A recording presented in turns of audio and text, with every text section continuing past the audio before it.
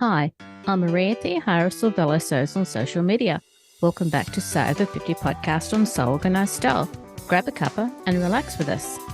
I begin today by acknowledging the traditional custodians of the land on which we record this podcast and pay respects to the elders past and present. Many thanks for the ongoing support from the Patreon community for So Organised Style podcast. Your ongoing support every month keeps me developing these podcasts so you and our listeners can hear from sewers from all walks of life. Thanks for joining us on So Over 50 podcast. So Over 50 intersects with all communities. We're a community that is so over ageism. The So Over 50 community is positively leading, being visible in the sewing online world. As you may have noticed, Instagram has now removed the recent hashtag search function. So perhaps you may have noticed that the tags are no longer in chronological order. The So Over 50 strength has been in getting to know our community through checking the tag daily. Now, without being able to see your most recent sewing under hashtag So Over 50, it's quite infuriating. Instagram is not receptive to the outcry, so we're instigating a new plan to find you. For June, use hashtag SoOver50June. We'll find you fast and can like and comment on your posts every day again, as the volume will be lower and the hashtag will be running only for 30 days or so. Still use hashtag SoOver50 because we want to keep our community growing. With over 235,000 posts and at the moment over 47,000 followers, it's where our strength lies. We'd also appreciate you sharing this in your stories to spread the message from So Over 50. And remember, for the month of June, use hashtag SoOver50June with hashtag SoOver50. More details in July. Thanks everyone for joining in and making sure that on So Over 50 we can find you every day. Cris Wood, or at Cris Wood Sews, is today's So Over 50 podcast guest. This is the second part of the Cris Wood Sews interview. Thank you for inviting me into your home today, Cris. Cris, recently So Over 50 published their research about patterns that include images of people over the age of 50. With your patterns and the images that you project, what are you doing to reflect representation in your pattern line? Thanks, Cris. The first step is testing. So when I pick a testers group, I make sure that my focus is on different body types, different ages, and different skill levels. I also like to include people of color and LGBTQ, as much representation as I can get out of a testers group. I pick the testers assuming that they're going to post photos. Most testers do if they're happy with how the garment turned out or they're happy with the experience. So I start there and then I go in and try to choose a variety of people. I also follow all my own hashtags, and when I see an image come up for someone who's made one of my patterns, I might then repost them or put it in my stories. And that way I can add to my grid as much as possible, creating that variety. So when someone's scrolling, they're going to say, oh, that could work for me. I relate to this person. Or that looks like it could be my size. Or, oh, I see how they've styled that. I like that. So I think that's kind of how I do it and how I think of it. I'm very aware of my grid and who I've been posting, and I really try to keep that variety in there. On Instagram, when did you discover the So Over 50 community? I saw a hashtag that said So Over 40, which I use, and soon I'll be able to use So Over 50. And I just saw the hashtag and I thought it was cool. I just thought, oh, this is great. This is like a whole community in the community, which I love. You know, the sewing community is huge and varied. And when you find a hashtag that makes sense to you, it brings that community a little smaller and it just feels cozy and like friends. And I really appreciate that. I like that a lot. Just so that you know, and our listeners will know this too, anyone can use the hashtag So Over 50 because it's all ages, all parts of the community. And don't ever feel that just because you're not in the 50 age range that you can't use it. Okay.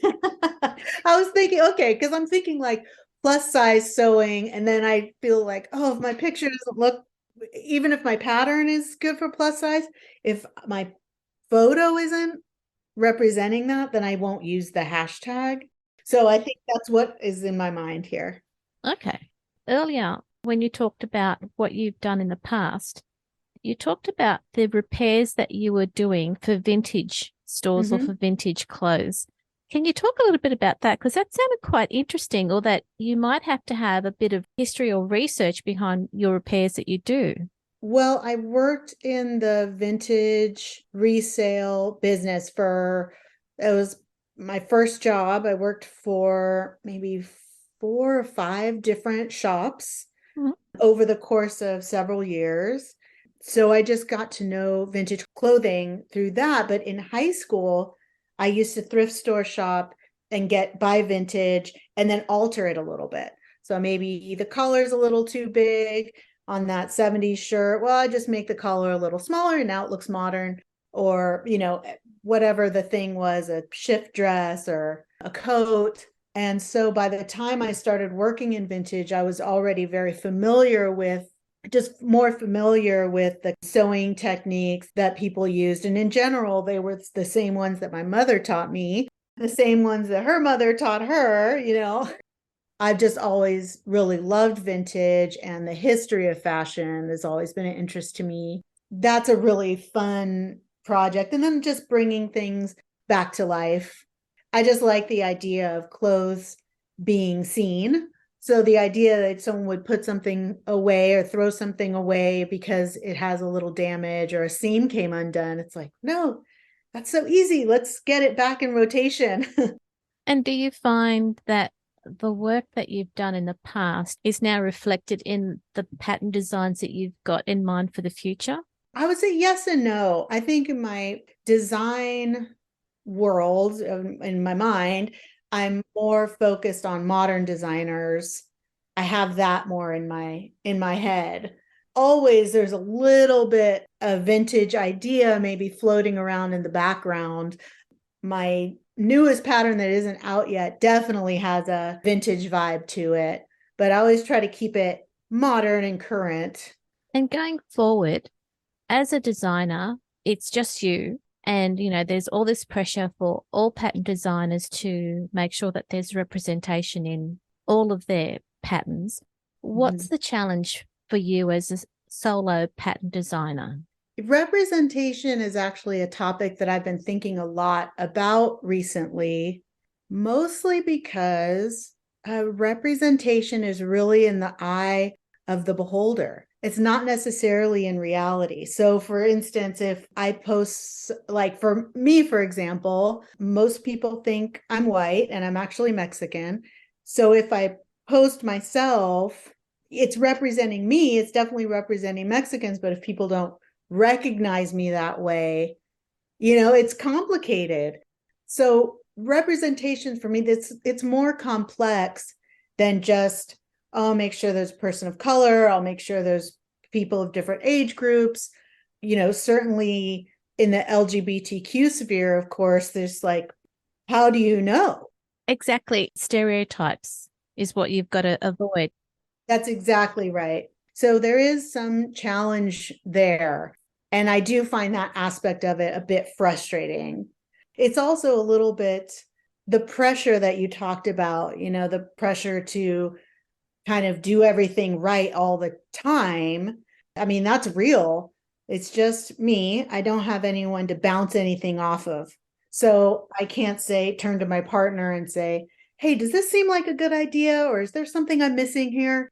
As a solo business person out here, especially on Instagram, where the visual is so important, it gets a little bit scary out there sometimes because people definitely will tell you if they have an opinion, and you just have to be ready to listen and try and see where they're coming from. And if there's something to correct, you correct it and thank the people for letting you in on their thoughts and their perspective. I think the good thing is because people haven't heard you before, this is a good way for people to understand a bit about you, what you're doing, and then they can identify and engage with you a bit more because you engage with people online. So this way they can hear your voice. I do. I answer every comment. I reply to every direct message. Stories are the only ones I don't always respond to, but certainly if someone writes me, I'm going to write them back. I mean, it seems rude not to. And despite the number of followers that I have, actually very few people really reach out. So I'm able to do that. And so I do. I don't know. It seems polite and I like chatting with other sewists, of course. And it seems that the way you want to reflect who you are is demonstrated in how you continue to engage with people who connect with you online and with your patterns. So that's really lovely, Cris. Oh, thanks. I say it all the time, but I just want more people to sew. So I have more people to talk to about sewing. So I love beginners. I love the idea of beginners, just of picking something up you haven't done before and kind of having a vision of yourself doing it and then tackling it and all that it takes really to learn how to sew. It's a lot. It's an entire language. And there's the mechanics of it with you got your machines that you have to learn how to use, and then the language, and then reading a diagram. These are technical drawings. Anything I can do to keep beginners from being discouraged. I think that's the main thing, to start simple. And I think my goal is really to create simple but effective patterns. So it doesn't have to be complicated. It doesn't have to be fiddly and difficult. You don't, just one challenge at a time. Let's just get that seam straight. That's all we have to worry about, Exactly. And you're going to end up with something you like and something that doesn't just look like it's made out of one giant square. You know what I mean? That's kind of my overarching goal, is just to get more people sewing. That's really it. That's people at any age. Of course. Yes. Anyone can start at any time. I mean, that's the best thing about whether you're a hobbyist, when you want to do something more serious with it or make it into a career, whatever your goal is, you really can start at any time. That's right. Yeah, that's all I want to say about it. Is there anything else that you want to add? Because you covered some really interesting topics that I know people are going to want to hear. One thing I definitely want to talk about is when you're talking about sizing and inclusive sizing, the way I do it is I have formulas, math formulas. So you start with your body measurement, you add seam allowance or ease. Okay. And then, so when you look at my patterns, when you look at the pattern piece formulas, I hear from people, I'm not a math person and I'm intimidated by these formulas. I am a little bit dyslexic with numbers and I create these. So I know that it's scary to look at and there's a fear, oh, I'm doing it wrong. And it's so unconventional that in your mind, you might not see it in your head. But I want to assure anyone who wants to try one of my patterns that hasn't done it this way before, that I make it as easy and as simple as possible. You just go step by step with your calculator and you'll be totally fine. There's nothing beyond multiplication and addition and subtraction. It's not as complicated as it might seem. So I just want to encourage anyone who's afraid of doing any math not to be afraid. It's much easier than adding quarter inches and eighth inches. You're lucky you have centimeters. I agree. Here we are in America with our imperial measuring systems, which is really difficult. But, also as we have to learn some kind of math. But I just want everyone to know that. And I'm here to help. I have people email me and direct message me asking, oh, did I do this calculation correct? And almost always the answer is, yeah, just trust yourself. You got it. So I guess that's one thing I would like people to know. My patterns are really unconventional. If you've been sewing a long time, my patterns might seem wrong. The pattern piece construction, it's all rectangles. That already feels odd if you've been sewing for a really long time. The way I construct patterns is not always following the quote rules, right? Like my grandmother would roll over in her grave at some of the things that, some of the ways that my techniques, right? But I'm inspired by these old craft books. I love these books. They're these books from the 70s, and I have a small collection of them. And they're more like craft books, like how to turn your tea towels into a top and like how to make a blanket into a parka. I love that. I love these books. They're so fun. They just are so approachable and not fussy and not wagging your finger at you for not doing it right. And I like that. It's easygoing, it's relaxed. If it works, it works. It doesn't have to be the way my grandmother did it. If it comes out the way that I want it to, it was right. So I think my approach is a little bit part sewing and a little tiny bit part craft.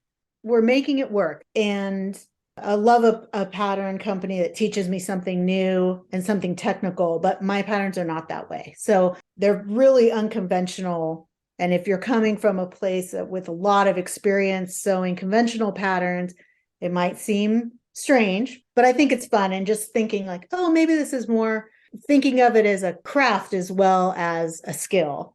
Can I kind of help bridge that gap? Well, Cris, I'll keep that in mind when I try your first pattern. Yeah. I'm that person who's got a long history of sewing conventionally. So Right. I'm really pleased that I just need to have faith in what it is you've put in your patterns. I follow it and I should get a good result. Right. Yes. And I'm here for any step along the way for encouragement, if nothing else. Oh, good. Cris, thank you for coming on to the podcast to talk about your patterns, your background, and the challenges of how you are able to make sure that your patterns are accessible and are representative of the sewing community, because it's a huge community. And, that's amazing to hear from someone like yourself who is a one-person shop and all the things that you're trying to achieve. So thank you. Yeah, absolutely. Thanks for having me. I'm really appreciative that you reached out to me and I have an opportunity to just to let you know where I'm coming from and introduce more people to my world. So where can we find you on Instagram and on the web? Okay, so my website is chriswoodsews.com and my Instagram handle is @chriswoodsews. Perfect. So our listeners can find you a whole lot easier now. Yeah, absolutely. Come over. We have fun over there. Come on over. Join the party. Thanks so much, Cris. Yeah, absolutely. Bye-bye. Bye. This episode of Sober 50 Podcast on Soul Organized Style was produced by me, Maria Thea Harris, with permission of Cris Wood, sound by bensound.com. If you want to provide a guest post for Sober 50, make sure you direct message Judith and Sandy at Sober50. You can subscribe to Soul Organized Style podcast spelled with an S, not a Z, on all good podcast apps. Make sure you go back and listen to our free Sober 50 podcast archive. And if you can, consider supporting the production of this podcast on Patreon. We look forward to joining you in your sewing room next time. Stay safe, everyone.